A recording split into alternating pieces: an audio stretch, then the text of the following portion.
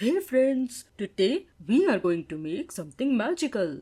An origami cat. Yay! Origami cat. Step 1. Take a square paper. Fold it into a triangle. See, this is the cat's head. Oh, Now fold the two top corners down. Mew. Those are the ears. they look so cute. Flip the paper. Fold the bottom corner a little up. That's the chin. Now it looks like a real cat. Finally, draw two eyes, a nose, and whiskers. Ta-da! Your origami cat is ready. Wow, Tuko.